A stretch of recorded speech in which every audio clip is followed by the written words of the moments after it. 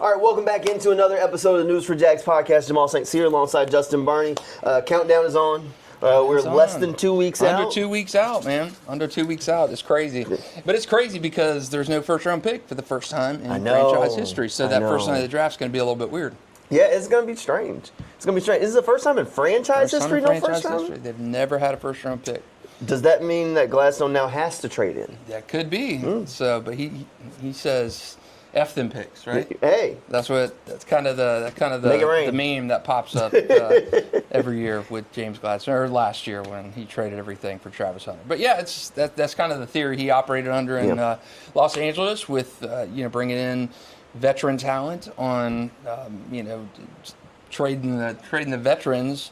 Or, I'm sorry, bringing in the veterans for talent. I mean, last year was like the first round pick the Rams have had in a long time, right? Yeah. So, I mean, the deals, traded 2 for Jalen Ramsey, Stafford deal. You've had a lot of trades in Los Angeles where you brought in veteran talent, and they won a Super Bowl, so it worked. But different operations here in Jacksonville because you do really need those draft picks to rebuild that roster. So, well, since you kind of brought up Travis Hunter, I guess before we get into catching up with Liam Coen and James Gladstone last week and maybe even some other draft stuff, why don't we talk about Travis Hunter? There's been a lot of discourse all over the place, a lot of national media kind of jumping on this Travis Hunter bandwagon, saying that the reports have been swirling that he would just be a cornerback this season, and basically that the two-way player was gone. I don't know how to push this across the finish line. Reading comprehension's really failed in schools, right? Yeah, they said no child left behind. Some children were left behind somewhere along the way because it's not that hard to read a transcript. Yeah, and I don't think that from any comments that Liam or James have said publicly, at least in any availability, I've not gotten, when you go back to the end of the season press conference about James was asked about Travis Hunter, and he said, well, if you can look at our roster right now, a lot of the contracts and expiring deals and stuff we have almost precipitate Travis Hunter being needed a little bit more on that side of the ball, just from a roster makeup standpoint, because remember at that time you had Dewey on an expiring deal, Monteric on an expiring deal. You had a lot of Greg questions. Newsome, you got Jordan Lewis coming off of an injury. Reading between the lines, that, and then what they've said this offseason about Travis. Going to bring him along slowly, but they've never said, hey, we're pulling this guy off of two-way duty. For a guy, less than a year ago, James Gladstone said, we think this is a guy that can elevate the status of the entire league. Right. So if in one offseason you're talking about this guy can raise the game itself to, we're making him a full-time cornerback. I have never listened to James Gladstone and Liam Coen and come away thinking, okay, Travis is a solely a cornerback right now. Will he play more corner this season than he did last season? Without a doubt. Yes. Does that mean he's not playing wide receiver? Not at all. I don't think anybody that's followed the Jaguars locally has not said that one bit.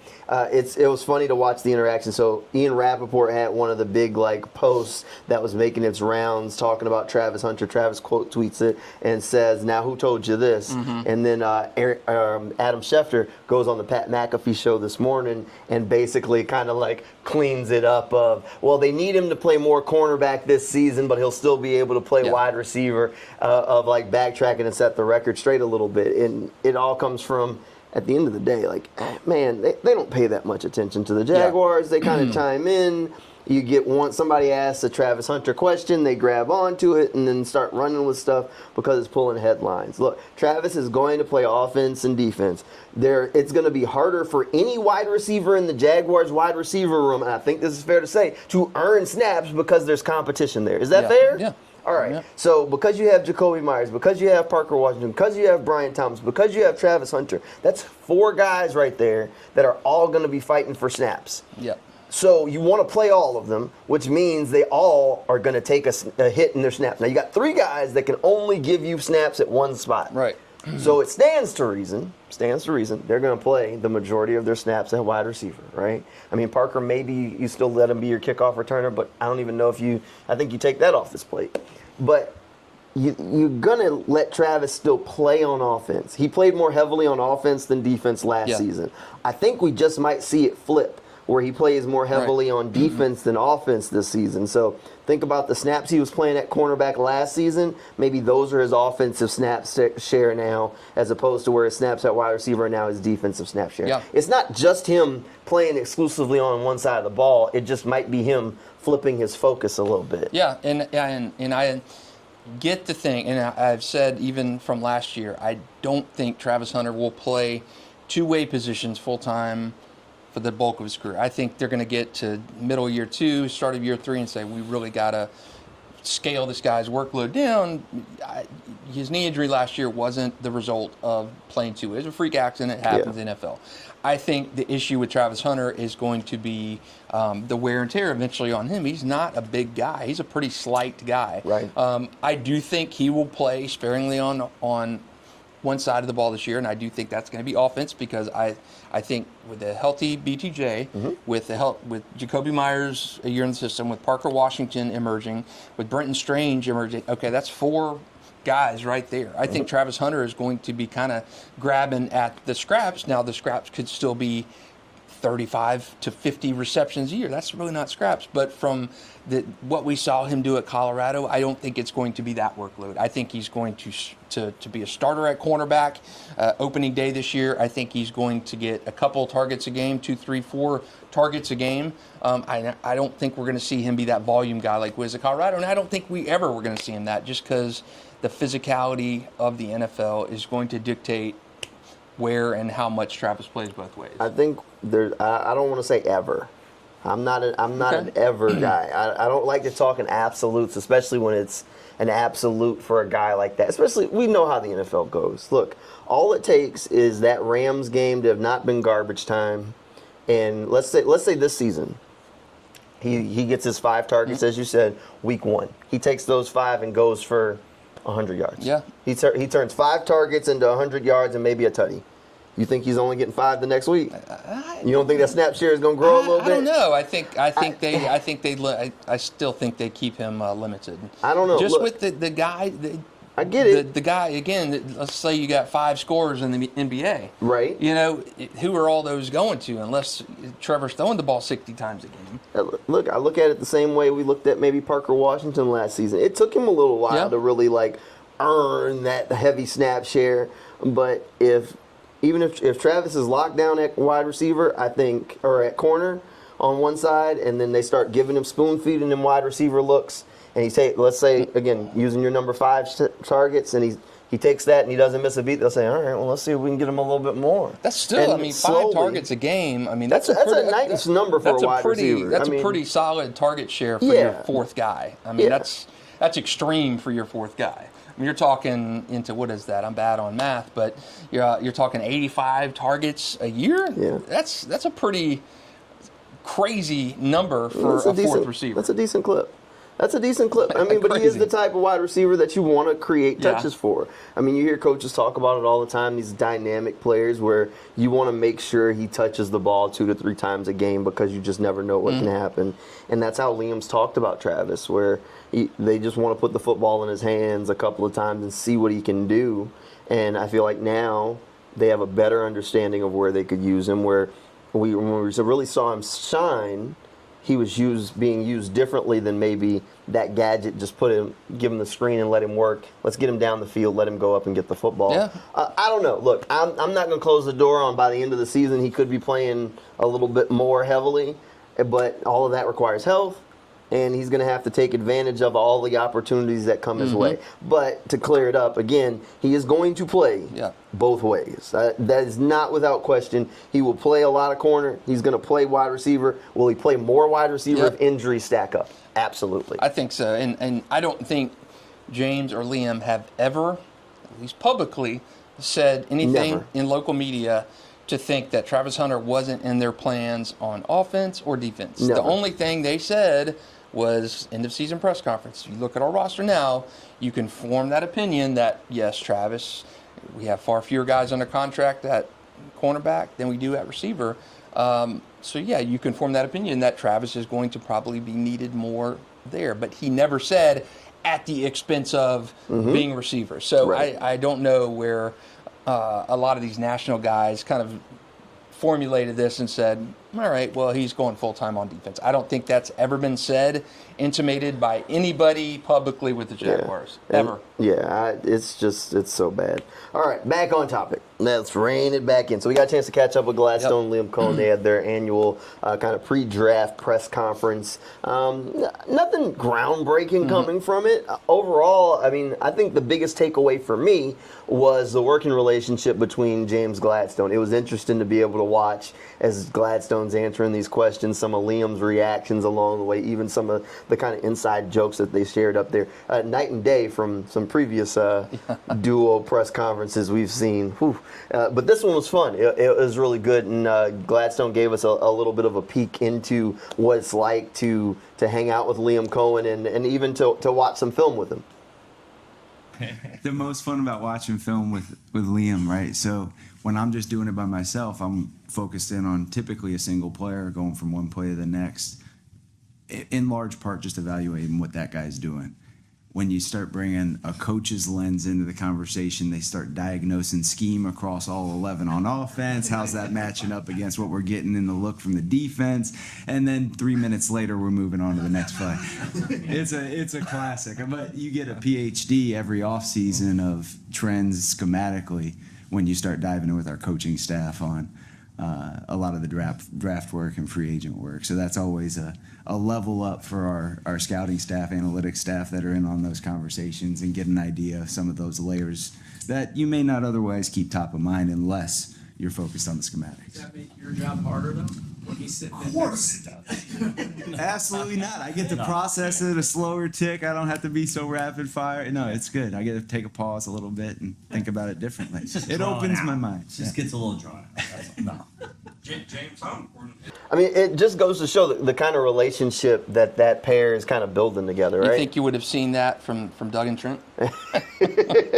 No, I do not. Yeah, and I remember them being asked about their relationship and partnership and stuff before, and it was never frosty, nasty or anything like that. But I think Trent was kind of the guy in the room, and he hung on long after Doug Peterson was fired. Yeah. So I think Shad had that allegiance to Trent. But this just feels different. It feels like these guys have more of a bond than Doug and Trent had. I mean, it does. I mean, even during the press conference, they're throwing shots at Tony Baselli with Tony sitting in the back of the room watching him. Like it just goes to show that the brain trust for this Jaguars organization has a different relationship. And those were joking shots. I mean, they weren't like actually like ragging on Tony. What was the question? Something about just you have to convince Tony to not spend every draft pick on offensive linemen.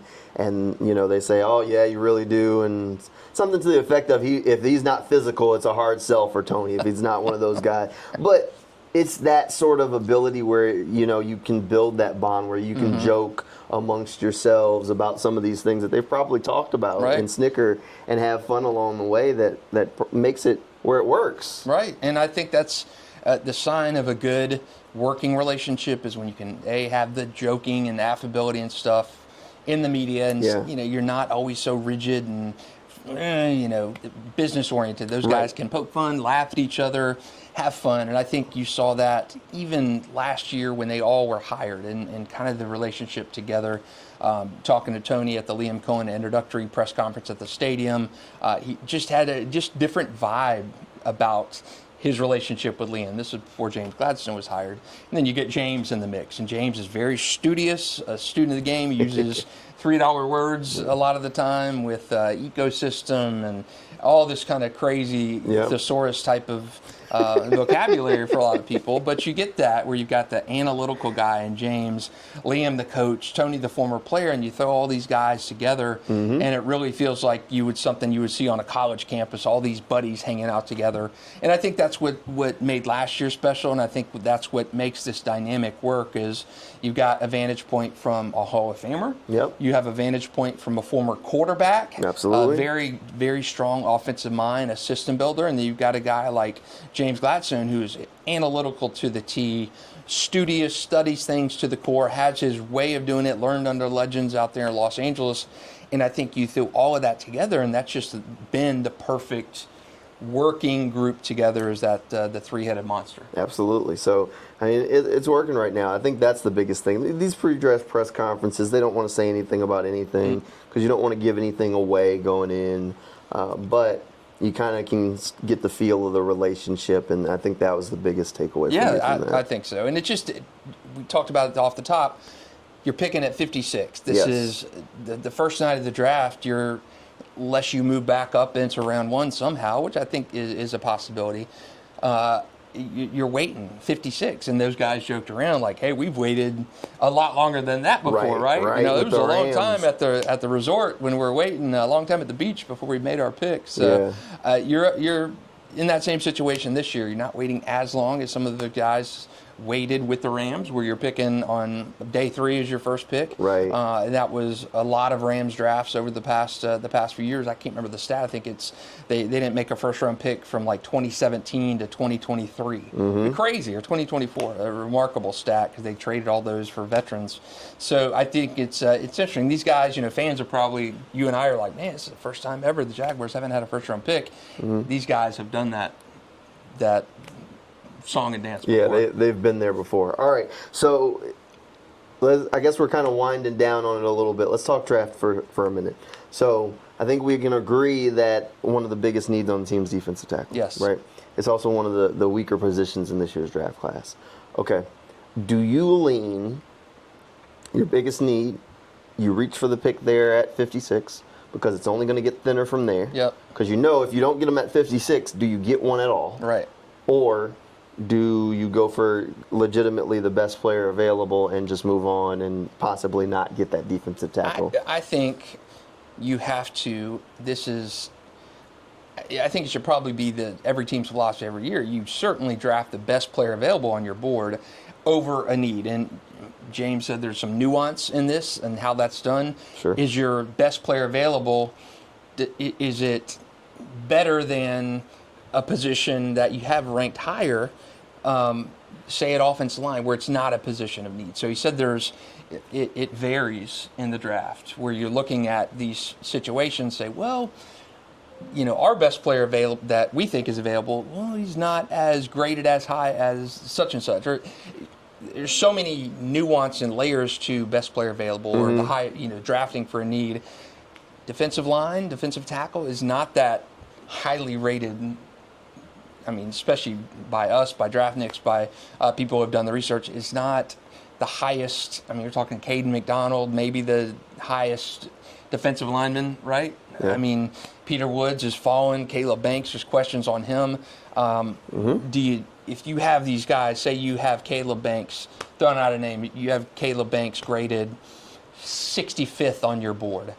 When you get there at 56, well, he's there. It's a position of need, but you've got a receiver graded higher. You have an offensive tackle graded at 58th. What do you do when those are there? Caleb's at position of need. If you let that go by, he's not going to be available at 81, 88 when you pick again. But you have a receiver who grades out as 46, or you have an offensive lineman who grades out at 49, and you're sitting there at 56, and those two guys are available. I think you draft the best player available per your board as opposed to reaching. That's how you get in situations to where you draft a Taven Bryan in a situation, or draft a Leonard Fournette when we're one player away and we need a running back and it's Leonard Fournette, or we need to fortify that line and you overdraft a Taven Bryan, which we've seen before. I think it's BPA. Yeah, I'm good with the best player available at a position of need, or BPA. This one's a tough one. I mean, you'd have to really believe in a player at defensive tackle, or your plan is to slide Trayvon Walker inside more and allow him to be your pass rushing defensive tackle on third down, which then opens the door for you can dip into what's probably one of the deeper groups in this year's draft Grabbing class. an edge, right? Grabbing an edge, because there's a lot of value there. At 56, you can get an edge in this year's class that's pretty good, or you can wait a little longer and probably get a guy as well. So there's options there where you say, okay, our third down plan is Trayvon next to Devon or Eric, probably next to Devon, and you go ahead and say rookie and Josh Hines-Allen on the edges, and you still got Danny Strogow and BJ Green rotating. So the question is, when you're looking at, if you're staying at 56, you're saying I could probably have the 3rd best defensive tackle in this draft, or I could have the 6th best edge. Which is higher on your board? And in this situation, it may truly be the 6th best edge in this class because it's generally rated as a far deeper edge rusher class than it is defensive tackle. I mean, I think defensive linemen, you're talking 3 to 4 guys in that top 70 maybe in terms of how the rankings have fallen. You got McDonald, you got Woods, you got Caleb Banks, Grayson Halton, and other than, I don't know if there's really a universal feel like any of these guys are truly game changers. The guys I like that are worth a swing, I'm getting toward day 3. Yeah. Like, not even day 2, day 3. Like, I like Caleb Proctor, Southeastern Louisiana. I mean, could he go higher because he's an athlete? Maybe, but at the end of the day 3, I feel comfortable. Landon Robinson from Navy. Day 3, feel pretty comfortable. There's a couple of guys where you're like, spending a 5th round, 6th round pick on him, absolutely worth the gamble at that point. But when you start talking 56, like, how comfortable do you feel going with some of these guys that are expected to be on the board? Right. I mean, Grayson Halton, I can get my head wrapped around that one as an option. But is he the best player? Like, if Jacob Rodriguez is there, am I going to look at myself and say, I passed on that guy for Grayson Halton? Like, I think Grayson will be fine, but I think Jacob Rodriguez is going to be really good. Right. And I'm a guy that I prefer to wait on off-ball linebackers in the draft because you can tend to find those guys historically a little later, and it's a position that's devalued. You'd rather use your value pick on a guy that's at a value position, preferably. I don't know. It's an interesting situation for the Jags. It's interesting because I did a story. It's on our website now, looking at Jacksonville's all-time second-round history. They've made 32 choices in the second round. Had 4 drafts, I think, with 2 second-round picks and 3 drafts with no second-round picks in there. So I think it's interesting looking back at that draft history. And I struggled to find their 4 worst draft picks because that section, because they've had a lot of average in that span, and they've had some really good players in that span too. I mean, you're talking Mojo, Tony Brackens, Rasheem Mathis in that span, Brad Meester. There have been some really good guys, Marquise Lee, Allen Robinson. They've had some really solid second-round picks in their history. Now they've had some downers, but I struggled kind of getting past like 3 just total wipeouts of second-round picks. So they've done actually pretty well in second-round selections under a bunch of different regimes. So I'm interested to see what this regime. They didn't have a second-round pick last year. I still think it's too early to call Brenton Strange, Mason Smith either a hit or a miss because Brenton Strange obviously trending up. I think Mason is trending down. If you look at, if he does nothing this year, winds up getting cut or traded, I think he's a candidate for one of the worst second-round picks in Jaguars history. But right now I think I have Larry Smith, and that was my tough one. Defensive lineman from Florida State. He was my 4th worst pick. Which is fair. Second round pick. I had Quentin Groves, and that was just a terrible draft. I think it was an 2008. They traded up for defensive end from Florida. Dante Fowler? No, not Dante. This was before him. I'm drawing a blank on it. It'll come to me in a minute. They traded up for Quentin Groves in the second round. I'm drawing a blank. Derek Harvey. That's who it was. They traded up for Derek Harvey and traded up for Quentin Groves. And again, Quentin Groves ended up having an okay career. Statistically, was not a good player for the Jaguars. Sadly, passed away at 32 years old. But I think they got maybe 5 sacks out of him all time.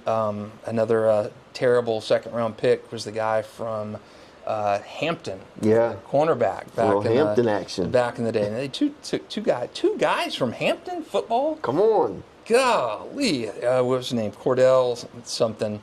Very forgettable guys in the second round there. But Larry Smith was not a good one. Quentin Groves was not a good one.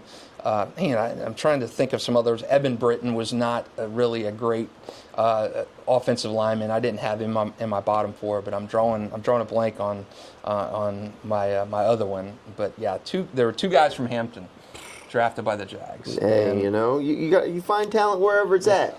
You find talent wherever you can. Yeah. All right, so we're a little under 2 weeks out. We'll keep rolling out these News4JAGS podcasts and try and count down to the draft in some different kind of ways as we kind of look at things. I mean, I think we'll roll out another mock draft along the way and maybe look at a couple of players that we think fit what the Jaguars want. I remember my other guy, Okay, Michael Cheever. Michael Yeah, Cheever. that was the name. Michael Cheever. That was the name. Really good center from Georgia Tech back in the day, but his situation, why he didn't pan out, he had a back injury, and he was just never the same. Didn't even last 2 full seasons in the league. Ended up retiring.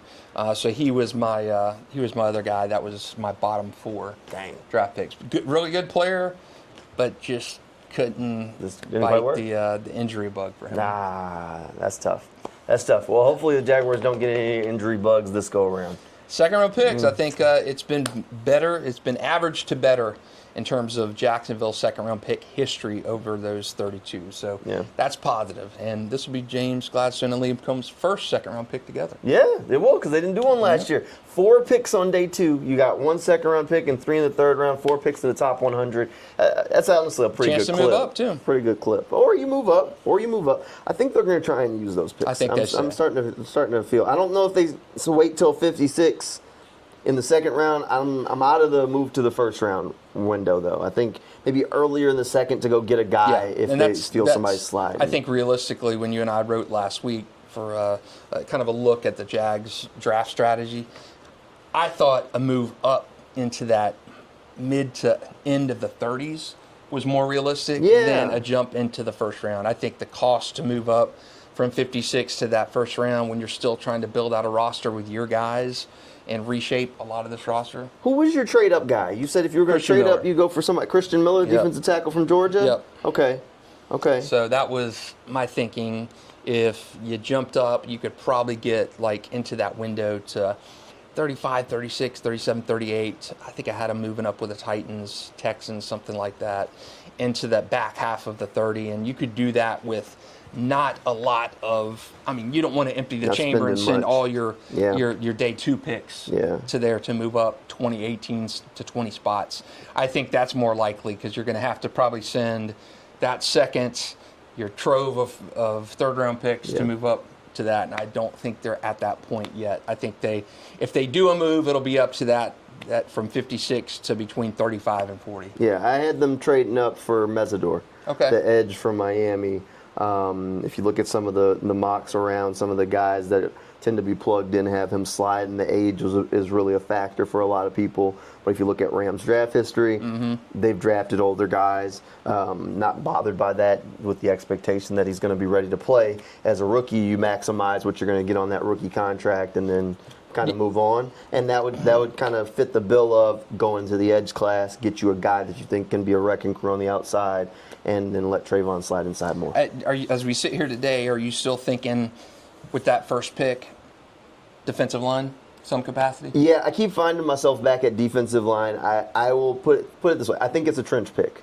If it's not defensive line, I think it's offensive line. I don't think it's going to be a linebacker. I don't think it's going to be a corner. I don't think it's going to be a safety, a wide receiver, or a running back. Okay. I think it's a guy. It's going to be I think it's the out of these first 100 picks, it's going to be a hefty class.